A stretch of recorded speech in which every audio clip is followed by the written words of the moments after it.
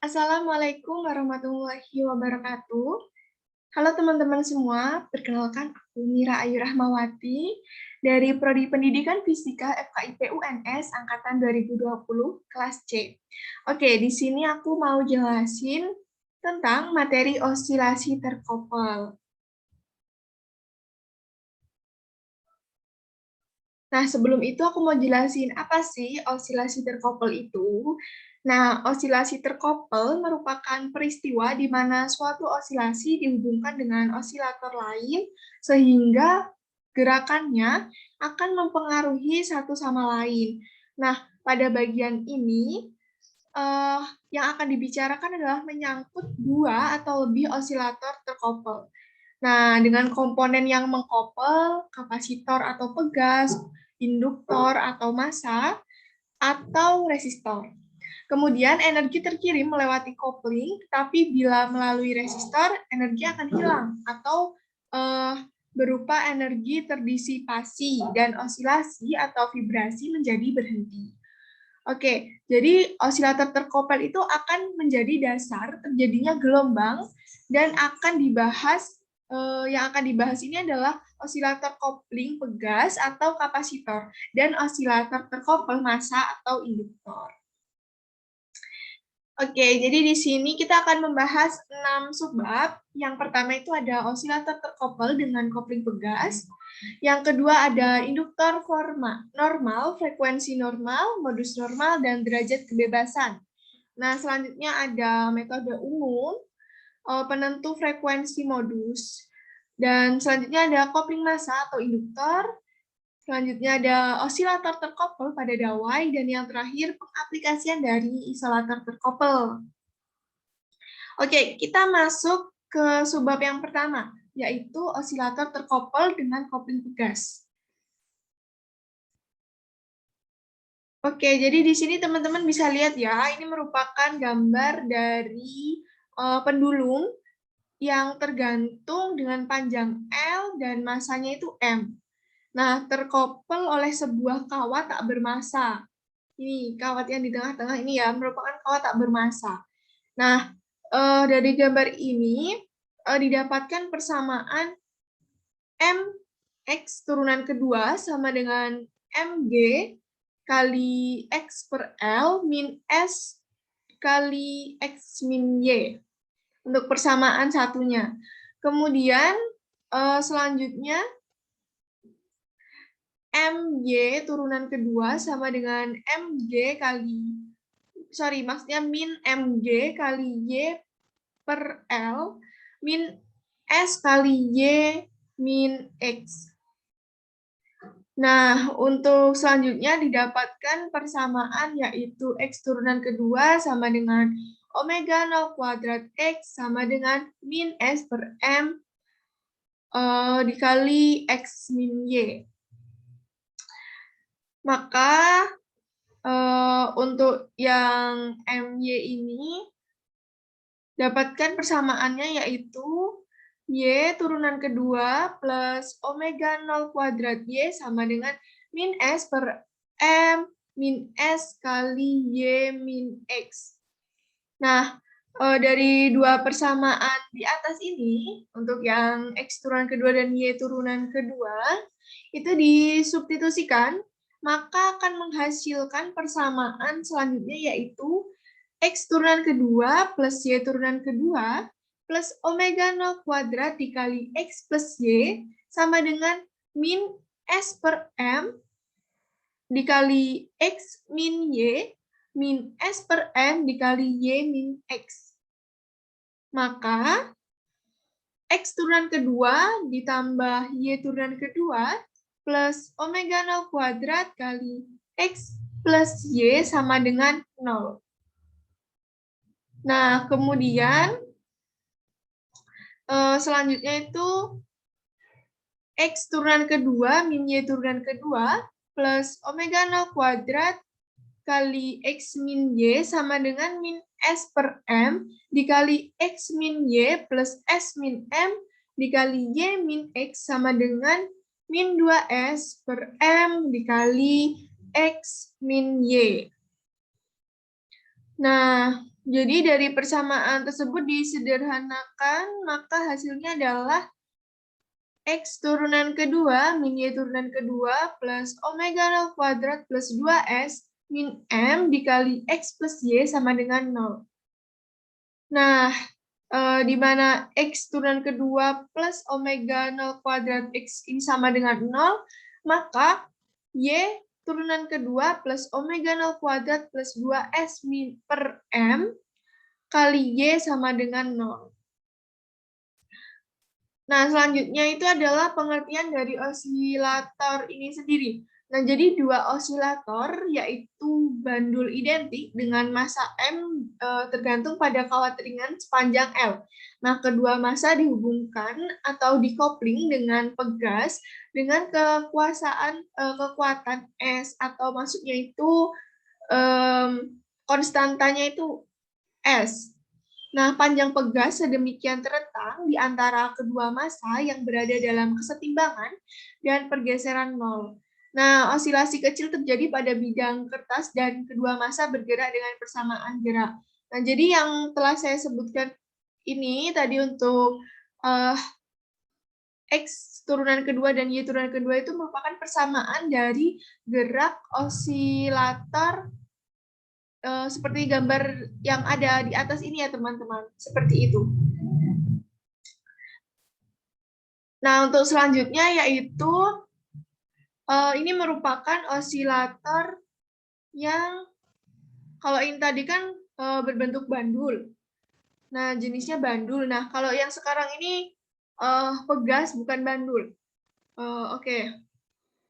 Jadi untuk persamaan geraknya di sini ada X terhadap T sama dengan B1 plus kali E pangkat I omega T plus BI pangkat min E pangkat min I omega T plus 2B pangkat plus E dikali E pangkat plus I omega T plus B2 min E pangkat I omega T. Nah, kemudian untuk yang persamaan keduanya itu X2 terhadap T sama dengan min B1 plus dikali E pangkat plus I omega T min B1 min dikali E pangkat min I omega T plus B2 plus B2 plus pangkat E pangkat I omega 2T plus B2 min dikali E pangkat I omega 2T.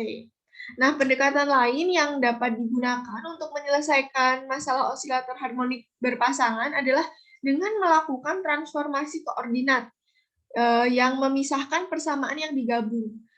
Teman-teman bisa perhatikan ya, dua persamaan gerak tersebut, jika kita tambahkan bersama-sama, maka kita akan dapatkan, jadi dari persamaan ini kita jumlahkan, maka kita akan dapat persamaan selanjutnya, yaitu M besar dikali X1 turunan kedua, kemudian plus turunan kedua dari X2 di plus konstanta dikali X1 plus X2 sama dengan 0. Kemudian di bawahnya lagi ada M dikali turunan kedua X1 turunan kedua min X2 turunan kedua ditambah K plus 2 K12 dikali X1 min X2 sama dengan 0.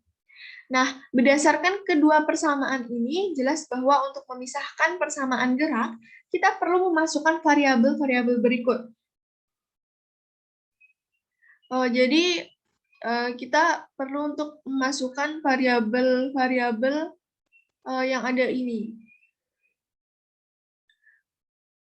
Di sini ada Nu1 sama dengan X1 min X2, dan Nu2 ada X1 plus X2.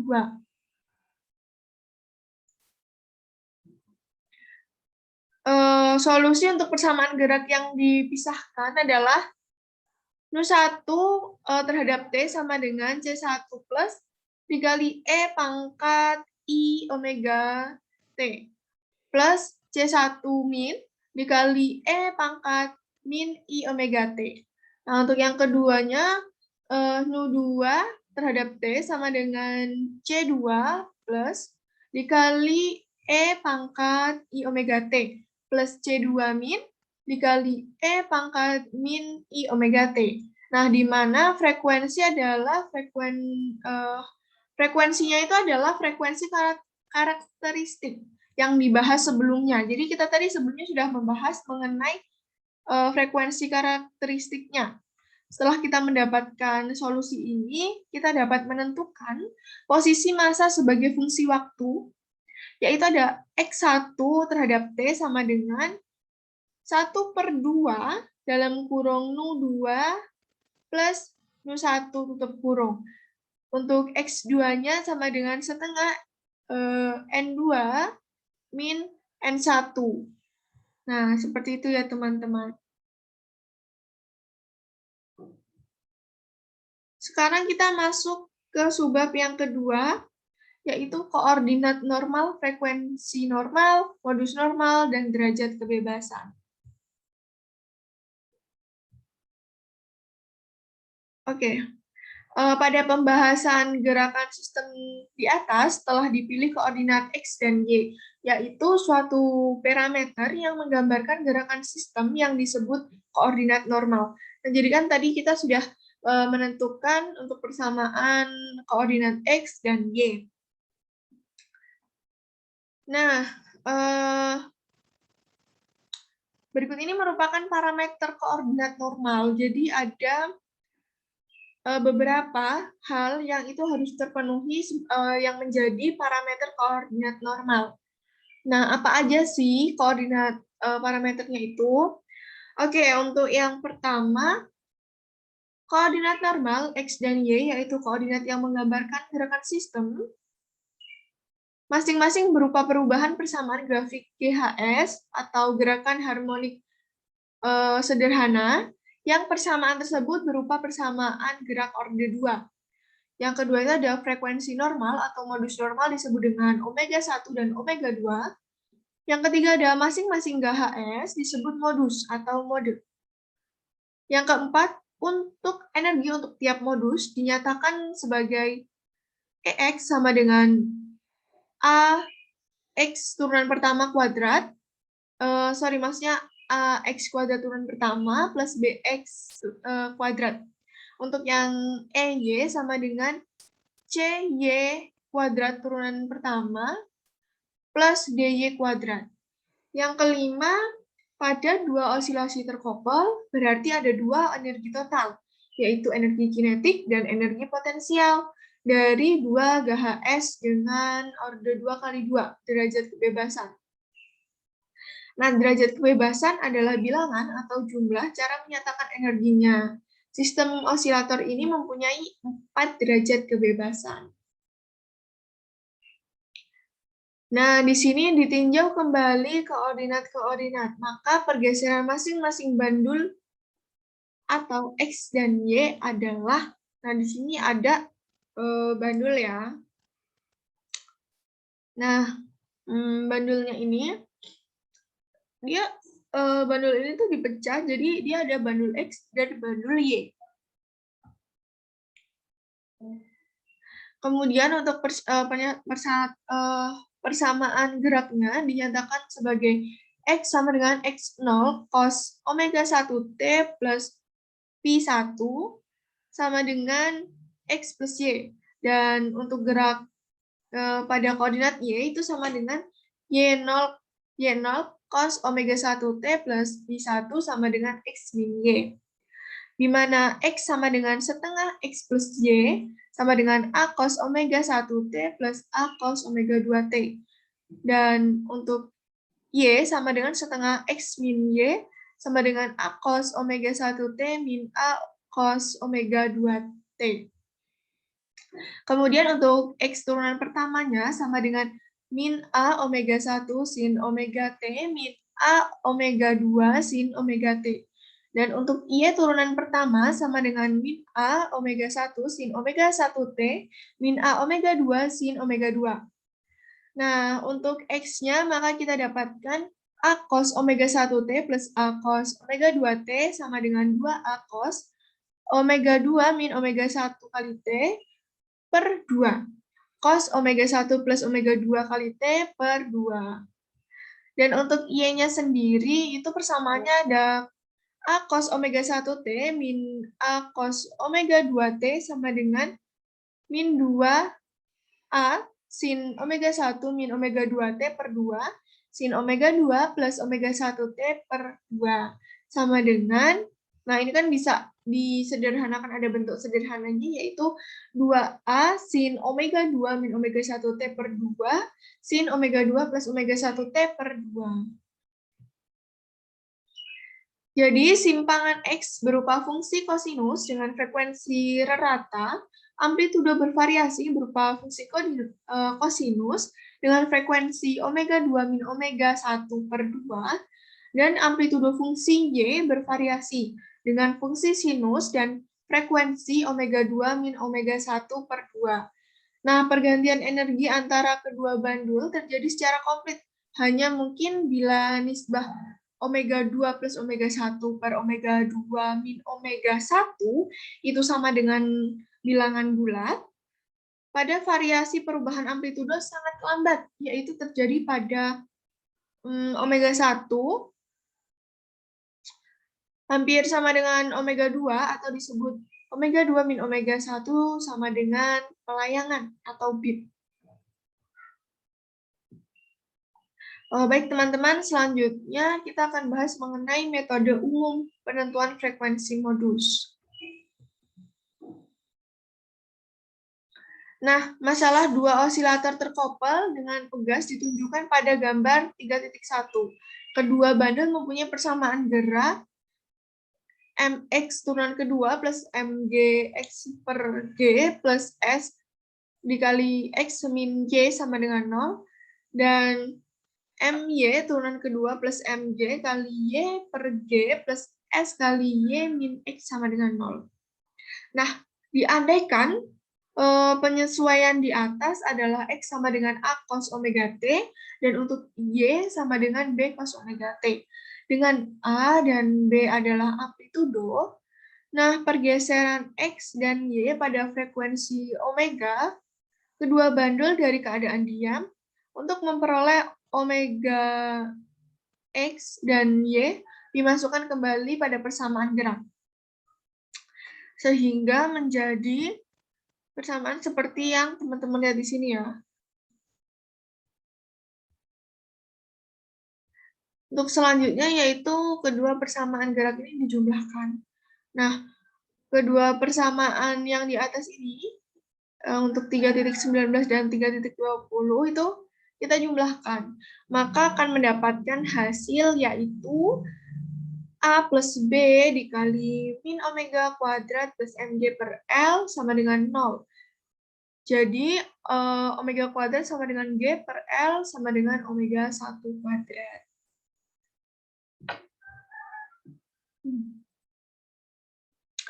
Oke, dengan omega 1 adalah frekuensi normal modus pertama, jika kedua persamaan dikurangi, maka akan diperoleh A plus B kali min M omega kuadrat plus mg per L plus 2S sama dengan 0, maka omega kuadrat sama dengan G per L plus 2S per M.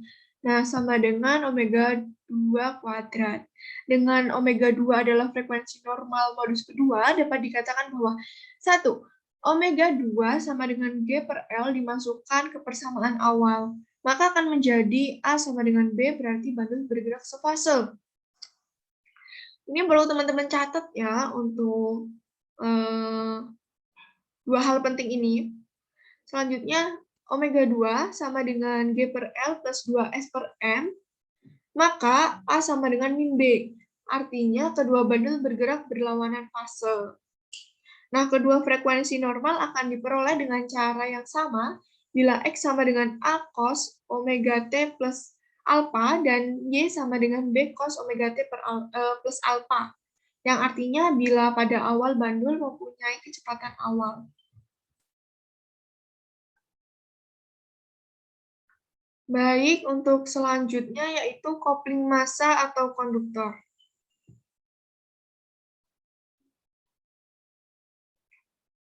Kalau pada kopling pegas, faktor yang mendukung kekuatan pegasnya,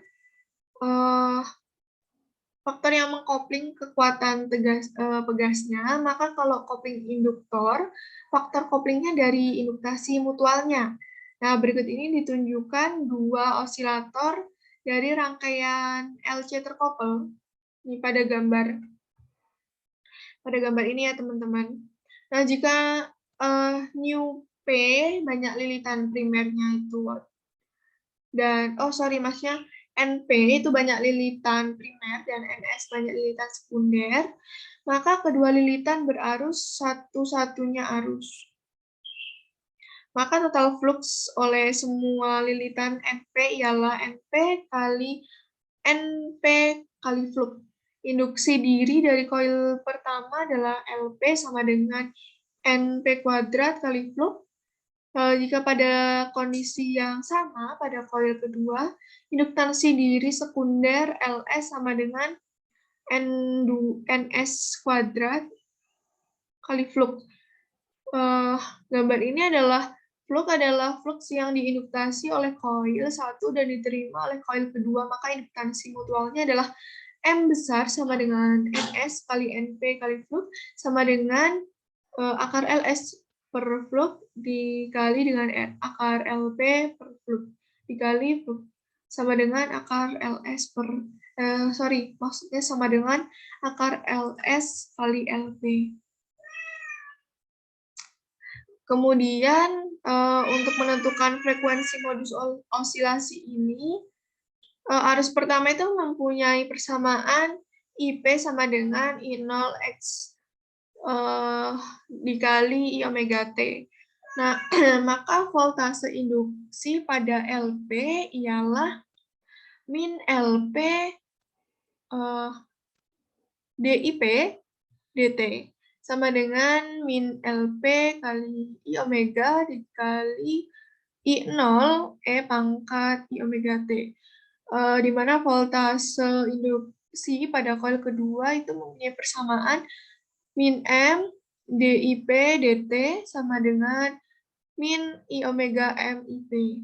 Nah, voltase induksi oleh koil 2 pada koil 1 itu mempunyai persamaan min M DIS dt sama dengan min I omega M besar kali IS.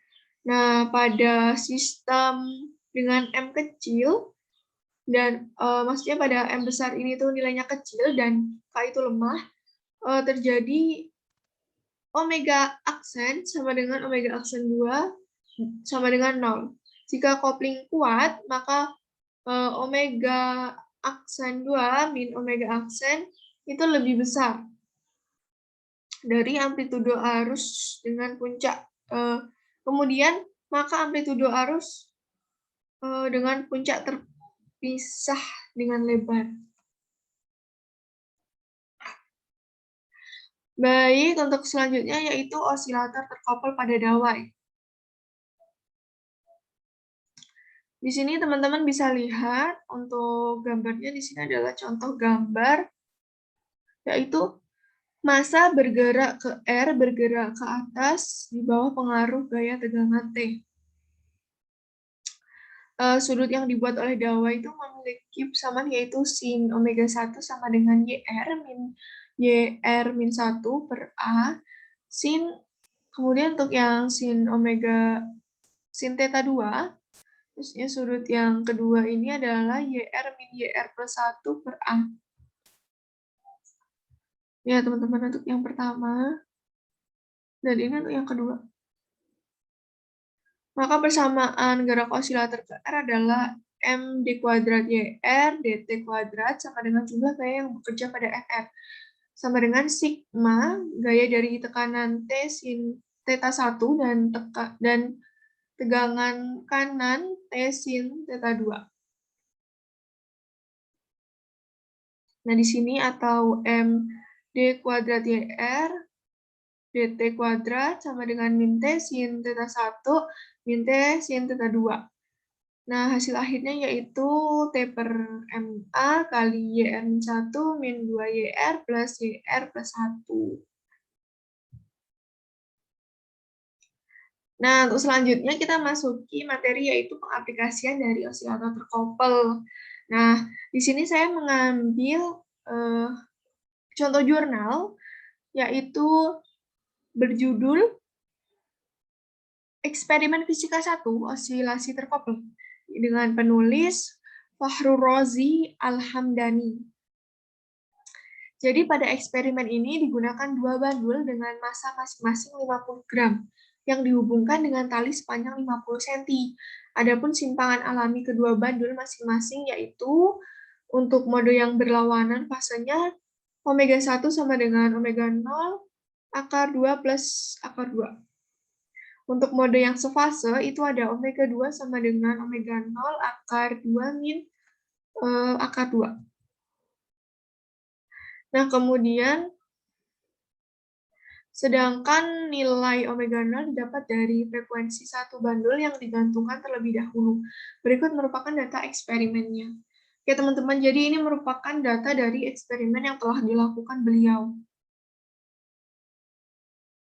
Nah, dari hasil eksperimen maka didapatkan besar omega 0, omega 1, dan omega 2 secara berturut-turut, yaitu untuk omega 0-nya sebesar 4,419177 Hz, dan omega 1-nya 7,907356 Hz, dan omega 2-nya 3,346035 Hz. Nah, secara teori dengan menggunakan persamaan 1 dan 2 besar omega 1 itu sekitar 8,17 Hz. Sedangkan untuk besar omega 2 sekitar 3,38 Hz. Jika ditinjau satu persatu untuk omega 1 yang didapatkan dari hasil eksperimen cukup berbeda dengan hasil teori. Nah, selisihnya itu untuk keduanya sebesar 0,258217356 Hz. Nah, sedangkan untuk hasil omega 2 yang didapatkan dari hasil eksperimen dan teori memiliki selisih yang cukup kecil. Selisih di antara keduanya sebesar 0,036255,931 Hz. Nah, galat yang cukup besar ditunjukkan pada eksperimen bandul dengan fase berlawan. Dengan fasenya itu berlawanan. Praktikan meyakinkan bahwa penyebab dari galat yang cukup besar itu disebabkan oleh kelalaian praktikan dalam melakukan eksperimen seperti kurang teliti, dalam mencatat periode dari bandul. Selain itu, kesalahan teknis lain yang dilakukan adalah sulitnya mengkondisikan bandul yang berlawanan fasenya untuk berosilasi dalam dua dimensi, yaitu sumbu X dan sumbu Y. Terlebih, bandul yang digunakan praktikan tidak memiliki pengait sehingga praktikan harus mengikatnya tali pada bandul. Jadi banyak sekali hal-hal yang bisa mempengaruhi besar dari terjadinya galat itu sendiri ya teman-teman.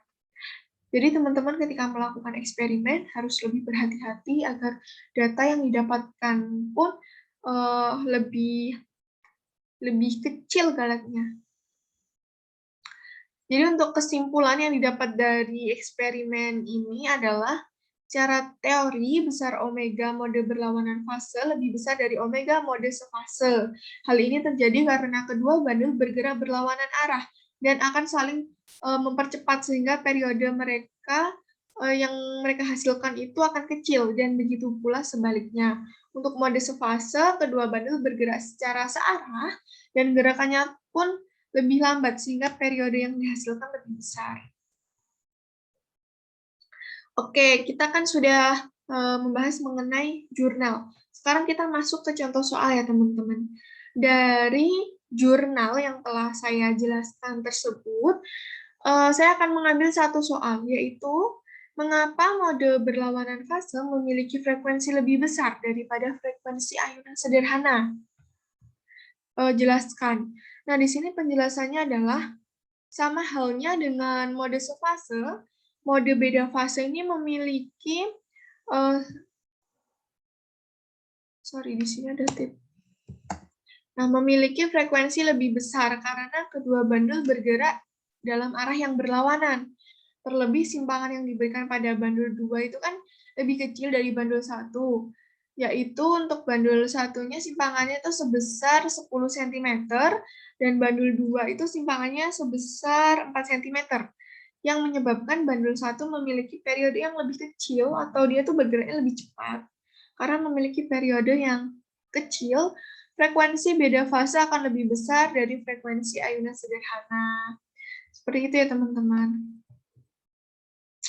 Kemudian di sini ada contoh soal. Nah, jika ketiga pegas semuanya memiliki konstanta gaya yang berbeda, temukan dua frekuensi karakteristik dan bandingkan besarnya dengan frekuensi alami dari dua osilator tanpa adanya kopel. Dari sini teman-teman bisa melihat gambar untuk osilasi terkopel ini. Nah, penyelesaiannya adalah untuk persamaan geraknya adalah seperti berikut. Nah, kita coba solusi dengan bentuk yang seperti ini ya teman-teman. Dengan gerak X1 sama dengan B1 kali E pangkat I omega T, dan untuk Y2-nya itu B2 kali E pangkat I omega T. Nah, kemudian kita substitusikan untuk yang dari 2 menjadi 1. Dari 2 ini, kita substitusikan ke sini. Maka akan menghasilkan persamaan seperti berikut. Nah, agar solusi non-trivial itu ada, determinan koefisien dari B1 dan B2 itu harus dihilangkan. Maka hasilnya itu adalah seperti ini teman-teman.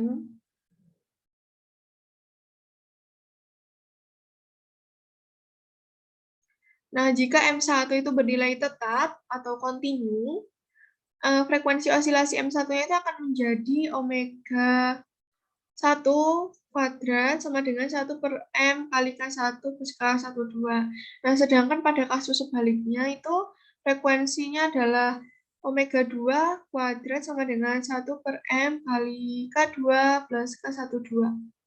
Nah, perbandingan antara keduanya akan menghasilkan persamaan seperti berikut. Nah, maka itu omega plus itu lebih besar dari omega 01.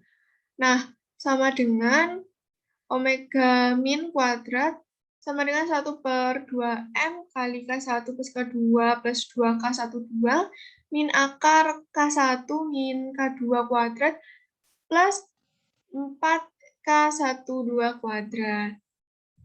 Nah, maka itu hasilnya omega min itu lebih kecil dari omega 02. Nah, jika K1 itu lebih besar dari K2, maka frekuensi yang diperoleh adalah omega plus lebih besar dari omega 01, lebih besar dari omega 02, lebih besar dari omega min. Nah, seperti itu ya teman-teman untuk penyelesaian soal di atas. Baik, kita sudah selesai membahas mengenai osilasi terkopel, kemudian kita sudah mencoba pengaplikasiannya, kita menurut sesuai dengan jurnal, kemudian juga kita sudah mencoba untuk menyelesaikan soal-soal yang ada. Nah, jika teman-teman merasa kurang cukup atau kurang paham, teman-teman bisa mendownload modul yang telah saya buat dengan referensi dari sumber-sumber yang terpercaya dan sumber-sumber yang tentunya tidak perlu diragukan lagi. Teman-teman bisa download di link yang telah saya sediakan di deskripsi. Oke, teman-teman. Saya akhiri.